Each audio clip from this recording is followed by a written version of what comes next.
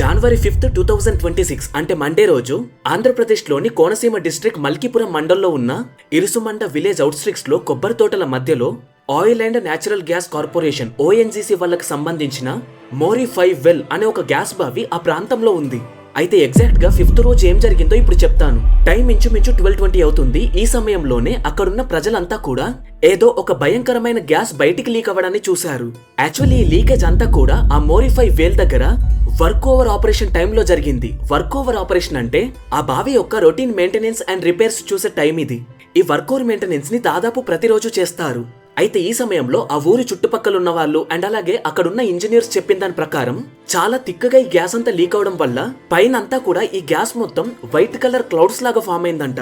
So ఇది ఎలా జరిగింది అంటే చాలా హై ప్రెషర్ తో వస్తున్న నేచురల్ గ్యాస్ లో అక్కడే ఉన్న క్రూడ్ ఆయిల్ కలవడం వల్ల ఈ గ్యాస్ అంతా కూడా బయటికి వచ్చి చాలా థిక్ క్లౌడ్స్ లాగా ఫామ్ అయ్యాయి. ఆ తర్వాత కాస్త దూరం వరకు ఈ క్లౌడ్ లైక్ స్ట్రక్చర్స్ అన్ని వ్యాప్తించాయి. కొన్ని రిపోర్ట్స్ ప్రకారం 200 మీటర్స్ అని ఉంది అండ్ ఇంకొన్ని రిపోర్ట్స్ ప్రకారం 500 మీటర్స్ వరకు వ్యాప్తించాయి అని ఉంది. కాకపోతే ఇక్కడ సంతోషపడాల్సిన విషయం ఏంటి అంటే చుట్టూ మొత్తం పంట పొలాలు ఉన్నా సరే ఇది మధ్యాహ్నం జరగడం వల్ల అక్కడ ఫార్మర్స్ ఎవరూ లేరు అండ్ అలాగే అక్కడ ఉన్న ఇంజనీర్స్ అండ్ వర్కర్స్ కూడా బయటకు వచ్చేసారు. అయితే ఈ గ్యాస్ లీక్ అయిన 20 minutes కి అంటే దాదాపు 12:40 PM కి అప్పటికే ఏదో జరగబోతుంది అని అందరూ బయటకు వెళ్లిపోయారు. సో ఈ 20 మీటర్స్ డ్యూరేషన్ లోనే గ్యాస్ అంతా దాదాపు 200 to 500 మీటర్స్ వరకు వ్యాపించింది. అండ్ ఒక్కసారిగా సడన్ గా బాంబు పేలినట్టు ఒక సిలిండర్ బ్లాస్ట్ అయినట్టు ఒక పెద్ద జెట్ ఫైర్ బయటకు వచ్చింది. ఇదంతా కూడా అక్కడ ఉన్న వాళ్ళు చూశారు అండ్ చాలా మంది ఫోన్స్ లో క్యాప్చర్ కూడా చేశారు. ఈ పేలుడు ఎంత భారీగా ఉందంటే ఇదొక 65 feet వరకు ఎగిసిపడింది. సో ఈ వెల్ అంటే ఈ బావిలో చాలా గ్యాస్ ఉండటం వల్ల ఈవెన్ ఇప్పటికీ కూడా ఇందులో నుండి మంటలు ఎగిసిపడుతూనే ఉన్నాయి. ఈ మంటలన్నీ ఆర్పడానికి ఫైర్ సిబ్బంది ఫైర్ ఇంజన్స్ ని పట్టుకొని వచ్చారు. కాకపోతే ఇక్కడ ట్విస్ట్ ఏంటి అంటే ఈ ఫైర్ ఇంజన్స్ ఆ మంటల్ని ఆర్పలేవు. ఎందుకంటే జస్ట్ వాటర్ పోస్తే ఆ మంటలు ఆగవు. ఇది నేను చెప్తుంది కాదు, ఆల్రెడీ ఇలాంటి ఇన్సిడెంటే ఈ కోనసీమ ప్రాంతంలోనే 31 years ముందే ఇలాంటి బ్లాస్ట్ ఒకటి జరిగింది. అప్పుడు ఆ మంటలు దాదాపు 65 రోజుల వరకు ఎగిసి పడుతూనే ఉన్నాయి. కావాలంటే మీకు ఎవరైనా కోనసీమ ప్రాంతంలో ఫ్రెండ్స్ ఉంటే అడగండి, చెప్తారు. అసలు ఈ లీకేజ్ ఎలా అయింది అండ్ దీన్ని ఆపడానికి కేవలం 2 to 3 ways మాత్రమే ఉన్నాయి. అవేంటి? అండ్ ఆల్రెడీ ఇలాంటి ప్రమాదం ఈ కోనసీమ ప్రాంతంలోనే 31 years ముందు జరిగింది. మళ్ళీ తర్వాత 2014లో నాగారం అనే ప్రాంతంలో కూడా జరిగింది. అసలు ఈ పేలుళ్ళు ఎలా జరుగుతున్నాయి, ఆ మంటలనప్పుడు ఎలా ఆర్పారు, ఇప్పుడు ఎలా ఆర్పాలి, ఇవన్నీ కూడా నేను ఈ వీడియోలో చాలా క్లియర్ గా ఎక్స్ప్లెయిన్ చేయడానికి ట్రై చేస్తాను. సో ఏం జరిగింది అనడానికి ఇది ఒక నాలెడ్జ్ పిల్లాగా పనిచేస్తుంది. అందరూ ఈ ఇన్సిడెంట్ గురించి సగం సగమే చెప్తున్నారు, నేను మొత్తం క్లియర్ గా చెప్తాను. సో చివరి వరకు చూడండి. Let's get into the video. ONGC అంటే oil and natural gas corporation. ఈ సంస్థనే ఈ మోరీ 5 వెల్ అనే ఈ గ్యాస్ బావిని నడుపుతుంది. దీన్ని న్యాచురల్ గ్యాస్ స్టోర్ అవ్వడానికి అండ్ అలాగే ఎక్స్ట్రాక్ట్ చేయడానికి యూజ్ చేస్తారు. ప్రస్తుతానికి ఈ ప్రాజెక్ట్ ని అహ్మదాబాద్ కి చెందిన డీప్ ఇండస్ట్రీస్ లిమిటెడ్ వాళ్ళు నడుపుతున్నారు. వాళ్ళ కాంట్రాక్ట్ కూడా పోయిన సంవత్సరమే స్టార్ట్ అయింది అండ్ ఈ కాంట్రాక్ట్ ప్రైస్ వచ్చేసి 1402 కోట్లు. అసలు ఈ మోరీ వెల్ ఎలా నడుస్తుంది, ఈ గ్యాస్ ఎలా లీక్ అయింది అనేది చిన్నగా బ్రీఫ్ గా చెప్తాను, వినండి. సో ఈ మోరీ వెల్ అనేది జస్ట్ లైక్ ఒక బోరు బావి లాంటిది. ఇది ఎంత లోతుంటుందో తెలుసా? నియర్లీ 2700 మీటర్స్ లోపల వరకు ఉంటుంది. అంటే 2.7 kilometers లోతుంటుంది. చుట్టూ ఎక్కడ వాటర్ రాకుండా ఓన్లీ గ్యాస్ మాత్రమే బయటకు వచ్చేటట్టు మొత్తం అంతా కూడా స్టీల్ తో లేదా సిమెంట్ తో కవర్ చేసి ఉంచుతారు. ఇక లోపల నుండి చిన్న చిన్న ట్యూబ్స్ నుండి గ్యాస్ బయటకు వస్తుంది అండ్ ఈ గ్యాస్ ఫ్లో ని బయట వాల్వ్స్ తో కంట్రోల్ చేస్తారు. ఈ వాల్వ్స్ నే క్రిస్మస్ ట్రీ అని అంటారు. సో ఎగ్జాక్ట్లీ ఏం జరిగిందంటే సో ఈ బావిలో వాటర్ లీక్ అవ్వకుండా ఉండటానికి చుట్టూ స్టీల్ తో ఆర్ సిమెంట్ తో కేసింగ్ వేసినప్పుడు చిన్న చిన్న హోల్స్ అన్ని మూసుకుపోయి ఆ గ్యాస్ అంతా కూడా ఈజీగా బయటికి రాదు అండ్ స్టోర్ అవ్వదు. సో ఈ మెయింటెనెన్స్ టైంలోనే ఇంజనీర్స్ ఇదంతా చూసుకుంటారు. గ్యాస్ ఫ్లో అనేది కరెక్ట్ ఉందా లేదా అనేది.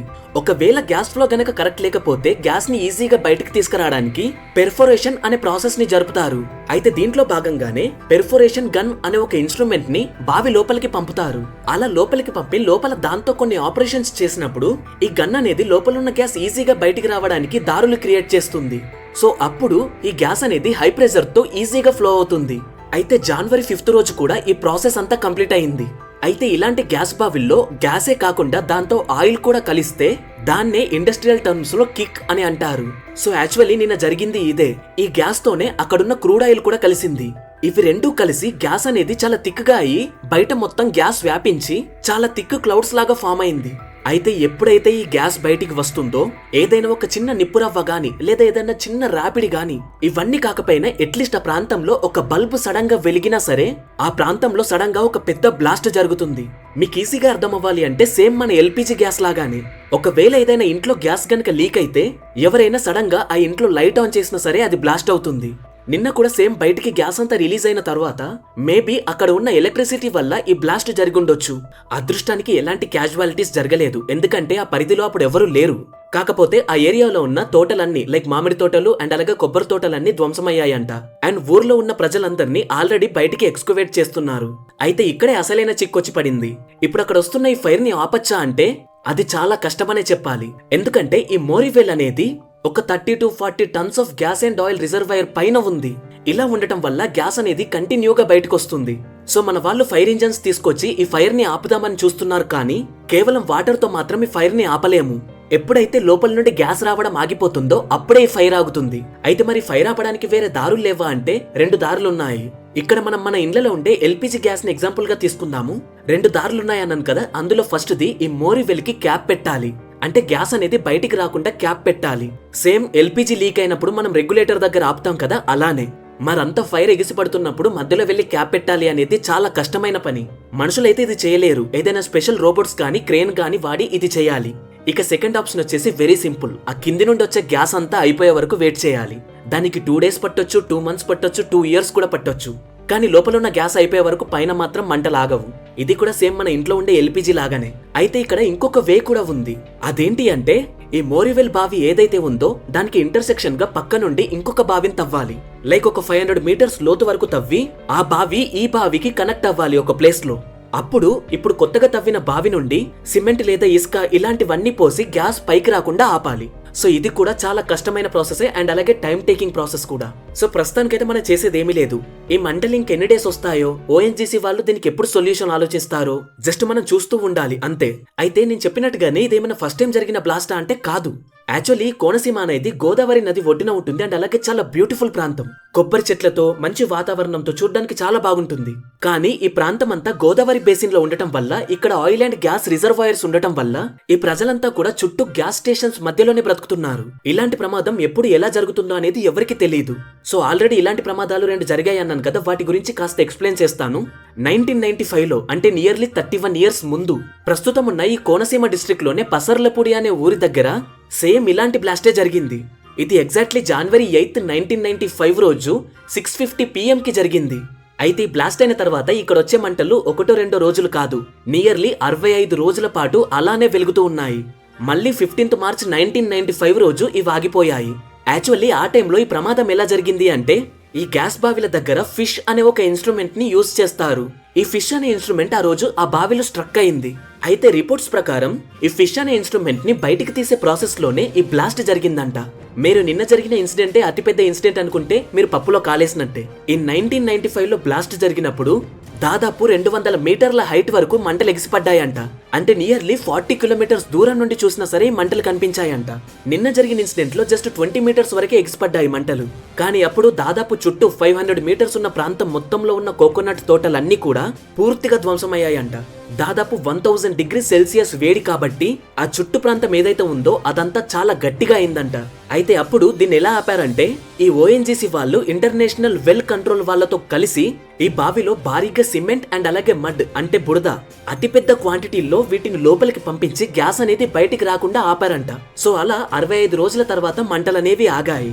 కాకపోతే అదృష్టవశాత్తు అప్పుడు కూడా ప్రాణ నష్టం ఏమీ జరగలేదు. ఇదే అనుకుంటున్నారా? 2014లో కూడా ఇలాంటి ఇన్సిడెంటే ఈ కోనసీమ ప్రాంతంలోనే మళ్ళీ జరిగింది. ఇది జరిగింది నాగారం అనే ఊర్లో. సేమ్ ఇలాంటి గ్యాస్ లీకేజ్ వల్లే అప్పుడు కూడా చాలా పెద్ద బ్లాస్ట్ జరిగింది. ఈ విలేజ్ అంతా కూడా చాలా వరకు కోకోనట్ ట్రీస్ తో కవర్ అయి ఉంటుంది. June 27, 2014 మార్నింగ్ ఈ ఇన్సిడెంట్ అయింది. ఆ గ్యాస్ ఫ్యామిలీస్ చుట్టూ ఉన్న వాళ్ళంతా కూడా అప్పటికింకా నిద్ర లేవలేదు. మిగతా 2 ఇన్సిడెంట్ మధ్యాహ్నం అండ్ సాయంత్రం జరిగాయి, కానీ ఈ ఇన్సిడెంట్ మాత్రం అందరూ పడుకున్న టైంలో 5:30 నుండి 5:45 AM మధ్యలో జరిగింది. ఈ బ్లాస్ట్ సంభవించిన తర్వాత ఆ సౌండ్ అనేది కొన్ని కిలోమీటర్స్ వరకు వ్యాప్తించిందంట. అండ్ ఇప్పుడు కూడా మంటలు 230 ఫీట్ వరకు ఎగిసిపడ్డాయి. కానీ దురదృష్టవశాత్తు ఈసారి మాత్రం 23 మంది ప్రాణాలు కోల్పోయారు. అండ్ అలాగే ఒక 30 మంది వరకు చాలా తీవ్రమైన ఇంజురీస్ అయ్యాయి. అండ్ ఈ గాయపడ్డ వాళ్ళు చనిపోయిన వాళ్ళందరూ కూడా ఆ పైప్ లైన్ దగ్గరలో నివసించే వాళ్లే. నిజానికి గ్యాస్ రిజర్వాయర్స్ అనేవి అందమైన కోనసీమ ప్రాంతానికి ఒక శాపం లాగానే మారాయి. ఎప్పుడు ఎలాంటి ప్రమాదం వస్తుందో ఎవరు గెస్ చేయలేరు. ఒక లీక్ అవుతున్న ఎల్పిజి సిలిండర్ ని కింద పెట్టుకుని దానిపైన కూర్చున్నట్టే. సో ఇదండి ఈ గ్యాస్ లీకేజ్ గురించి పూర్తి ఇన్ఫర్మేషన్. అయితే మనమందరం ఇటు సైడ్ చూస్తుంటే ఇంకొక వైపు మరో దారుణం జరిగింది. అదే బంగ్లాదేశ్ లో హిందూ హత్యలు. మీకు తెలుసా, గడిచిన 35 రోజుల్లో మొత్తం బంగ్లాదేశ్ లో అన్ని ప్రాంతాల్లో కలిపి 11 మంది హిందువులను చంపారు. అది కూడా అంత ఈజీగా కాదు, చాలా బ్రూటల్ గా. నిన్న అంటే జనవరి 5th రోజు కూడా రాణా ప్రతాప్ బైరాగి అనే ఒక 38 సంవత్సరాలున్న వ్యక్తిని ఈయన ఒక న్యూస్ ఎడిటర్ కూడా ఈయన్ని దాదాపు 3 సార్లు తలలో కాల్చి చంపేశారు. ఇది బంగ్లాదేశ్ లోని మోనీరాంపూర్ అనే ఊర్లో జరిగింది. అండ్ ఆ తర్వాత మళ్ళీ నిన్ననే అంటే 5th రోజే మణి చక్రవర్తి అనే ఒక కిరాణం షాప్ ఓనర్ ని ఆయన రాత్రి ఇంటికి తిరిగి వస్తూ ఉండగా నర్సింగిడి అనే ప్రాంతంలో చాలా దారుణంగా ఆయనపై అటాక్ చేసి చంపేశారు. అండ్ అలాగే కాస్త ముందుకెళ్తే డిసెంబర్ 31st రోజు బంగ్లాదేశ్ వాళ్ళు ఒక వ్యక్తిపై అటాక్ చేసి ఆయనకి నిప్పు పెట్టారు. అయితే 3 రోజులు హాస్పిటల్లో ఉన్న తర్వాత జనవరి 3rd రోజు ఈ వ్యక్తి చనిపోయాడు. ఈ ఇన్సిడెంట్స్ అన్ని కూడా దీపు చంద్రదాస్ ని చంపేసిన తర్వాత జరిగినవే. అంతెందుకు, నిన్న కూడా ఒక 32 ఏళ్ల హిందూ మహిళను ఆమె జుట్టును కట్ చేసి దారుణంగా చేశారు. చిన్న చిన్న కాంట్రవర్సీస్ అయితే మన సెలబ్రిటీస్ మొత్తం చేతులు కాళ్ళు కోసుకొని హడావిడి చేస్తారు. కానీ మన సాటి హిందువులకు ఇలా జరిగినప్పుడు ఏ సెలబ్రిటీ అయినా కనీసం స్టోరీ పెడుతున్నారా? సో ఈ బంగ్లాదేశ్ పైన ఇప్పటి వరకు ఎన్ని హత్యలు జరిగాయి, ఎలా జరిగాయి, అసలు ఇదంతా ఎందుకు జరుగుతుందో తెలుసుకోవాలి అనుకుంటే కింద కామెంట్ చేయండి. దానిపైన ఒక సెపరేట్ వీడియో రేపే చేస్తాను. అలాగే కోనసీమ ప్రాంతంలో ఈ వీడియో చూస్తున్న వాళ్ళు ఎవరైనా ఉంటే అక్కడ ఇప్పుడు పరిస్థితి ఎలా ఉందో కింద కామెంట్ చేయండి. సో మేము కూడా అప్డేటెడ్ గా ఉంటాము. సో గైస్, ఈ వీడియోని అప్లోడ్ చేయడానికి రీసెర్చ్ అండ్ ఎడిటింగ్ కోసం మేము రాత్రంతా కష్టపడ్డాము. సో మాకు మీ దగ్గర నుండి కావాల్సింది ఒక కామెంట్, ఒక లైక్ అండ్ అలాగే ఒక సబ్స్క్రైబ్, ఒక షేర్. ఇవి చేస్తే మాకు కాస్త పుష్ వస్తుంది, ఇలాంటి వీడియోస్ చేయడానికి ప్రేరణ దొరుకుతుంది. సో నేనైతే ఒక 200 కామెంట్స్ ఎక్స్పెక్ట్ చేస్తున్నాను. Please do it. సో ఇది గైస్ ఇవాళటి వీడియో. Thanks for watching.